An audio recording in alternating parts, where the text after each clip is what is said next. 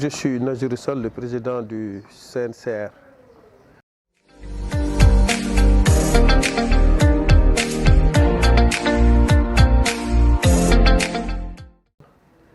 L'enjeu étant qu'en 2024, on va dans une loi qui devrait être évaluée après ses 20 ans d'existence.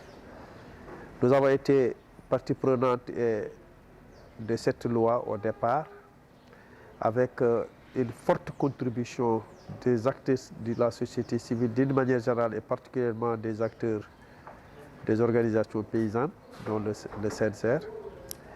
Nous avons estimé qu'en termes d'anticipation, il est important de voir sur cette loi ce qui a été appliqué. Une loi, c'est une chose.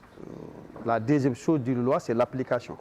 Le troisième élément de l'application d'une loi, c'est de voir en quoi ce qui a été pris comme finalité, comment ça a donné. Sur ces aspects, on a concentré nos efforts sur deux. En premier lieu, sur l'institutionnalisation de la concertation. Nous avons remarqué que 2004 jusqu'à maintenant 2023, nous n'avons pas pu jusqu'à aujourd'hui puis arriver à une application effectivement de cette institutionnalisation. La question qui est derrière pour nous, c'est de réfléchir ensemble, de voir quel a été le gros d'étranglement pour que ça ne s'applique pas. Ou bien en quoi nous avons failli, ou bien en quoi la loi a failli. Le deuxième élément de notre concertation a été le statut, la reconnaissance de nos métiers d'une manière générale et d'une manière particulière, au-delà de la reconnaissance politique de l'agriculture familiale et de son exploitation, c'est sa reconnaissance juridique. Nous peinons à avoir effectivement ces entités des exploitations familiales reconnues et nous essayons le maximum de voir en quoi en même temps on n'a pas pu arriver à cette forme. Nous avons pris option de se concentrer sur ces deux éléments, sur l'ensemble des engagements de la loi. Ce n'est pas seulement les deux qui existent, mais nous avons pris option.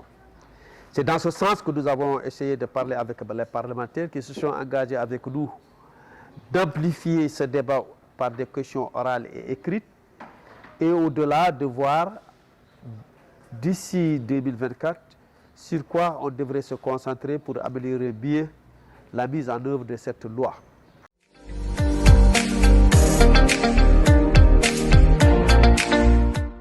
Notre deuxième sujet a été sur le problème du financement de l'agriculture et particulièrement de l'agriculture familiale sénégalaise.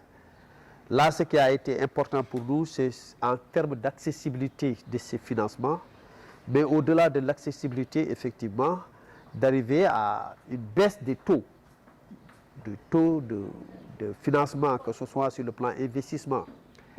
Il y a beaucoup d'outils qui nous manquent par rapport à la transformation de cette agriculture familiale. Quels sont les outils que nous devrions proposer pour amener à des investissements qui s'adaptent à l'évolution et à la typologie des exploitations familiales sénégalaises?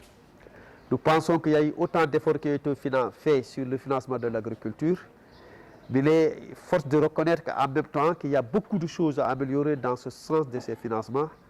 Ça a trait à des outils proposés, à la manière de le faire, mais à l'accessibilité surtout.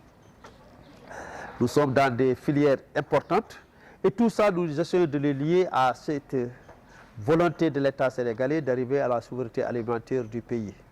Nous pensons qu'effectivement que c'est des éléments qui aideront à la longue non seulement au développement des activités agro-silvopastorales halieutiques du Sénégal d'une manière générale et d'une manière particulière à rendre plus performants nos exploitations familiales et par leur biais à atteindre effectivement la souveraineté alimentaire qui est cherchée dans notre pays.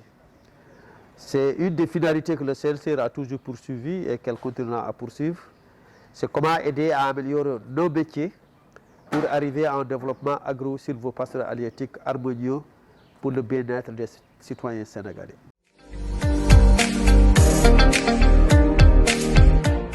Ce qu'on a convenu avec les parlementaires, c'est d'arriver à une feuille de route où nous avons défini des activités et des actions et les acteurs.